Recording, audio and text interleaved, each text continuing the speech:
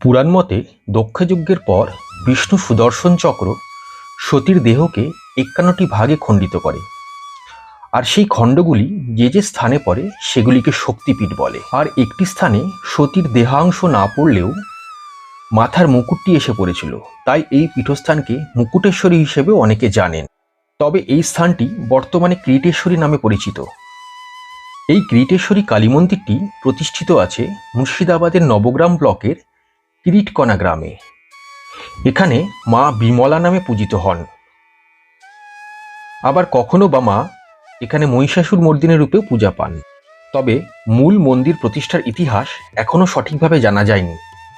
বিভিন্ন নথি থেকে জানা যায় আদি শঙ্করাচার্যের সময়ও এই মন্দিরের অস্তিত্ব ছিল। 1405-এ মূল মন্দিরটি ধ্বংস হবার পর 19 শতকের গোড়ার দিকে লালগোলার রাজা দর্পনারায়ণ এই মন্দিরের পুনঃপ্রতিষ্ঠা করেছিলেন। আবার কিছু নথি থেকে জানা যায় বর্তমান বাংলাদেশের নাটোরের জমিদার রানী ভবানী এই মন্দির জীর্ণোদ্ধারে সহায়তা করেছিলেন। চলুন এই মন্দিরের পূজারীর কাছ থেকে জেনে নিই এই মন্দিরের মাহাত্ম্য বিষয়ে।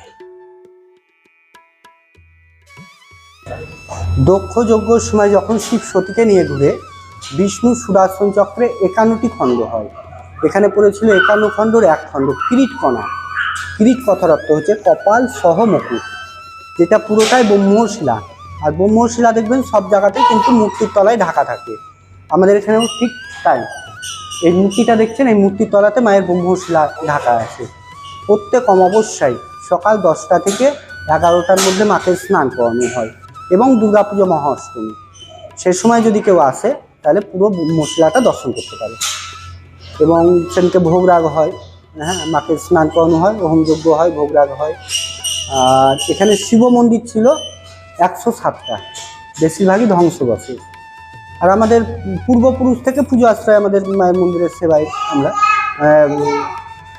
আপনাকে বলছি। আমি মূল মন্দিরটা পেছনে নয়, মূল মন্দিরটা এখানেই ছিল। হ্যাঁ, যখন তোমার এই মূল মন্দিরটা বাংলার 1110 সালে ওটা ভেঙে যাওয়ার পর এটাকে 1397 সালে আবার পূর্ণ সংস্কার করে। হ্যাঁ, মূল মন্দিরের বেষ্টনী হচ্ছে ওই যে ওই সাইডে আছে, এটা হচ্ছে মূল মন্দিরের বেষ্টনী। হ্যাঁ, ওনারাই পূর্ণ সংস্কার করা হয়, মানে পূর্ণ সংস্কার করেছে 1397 সালে। অবশ্যই সকাল 10টা থেকে 11টার মধ্যে শেষ হয়, তাহলে পুরো ব্রহ্মশিলাটা দর্শন করতে পারে। স্থানীয়দের মতে মা বিমলা এখানে যোগনিদ্রায় থাকেন, তাই এই স্থানকে মায়ের নিদ্রাস্থানও বলে। কথিত আছে মীরজাফর কুষ্ঠরোগে আক্রান্ত হয়ে মৃত্যুসজ্জায় এই দেবীর চরণামৃত পানের অনুরোধ করেছিলেন। তবে ইতিহাস যাই হোক না কেন, মায়ের পীঠের মাহাত্ম্য সেখানে না গেলে উপলব্ধি করা সম্ভব নয়। তাহলে এরপর মুর্শিদাবাদ ভ্রমণে এলে চলে আসুন মায়ের এই সতীপীঠে। বর্তমানে ভারত সরকার এই জায়গাটিকে হেরিটেজের মর্যাদা দিয়েছে। এখানে আসার জন্য বাস বা ট্রেনের পরিষেবা না থাকলেও আপনি হাজারদুয়ারি ভ্রমণে এসে গঙ্গার ঘাট পার হয়ে টোটো ধরে এই স্থানে আসতে পারেন, বা নবগ্রামের পলসন্ডায় বাস থেকে নেমে আপনি টোটো ধরেও এই স্থানে আসতে পারেন। তাহলে ভালো থাকবেন বন্ধুরা, দেখা হবে আবার নতুন কোনো ভিডিও নিয়ে। হ্যাঁ বন্ধুরা, আমার ভিডিও ভালো লাগলে দয়া করে লাইক, শেয়ার অ্যান্ড সাবস্ক্রাইব করুন।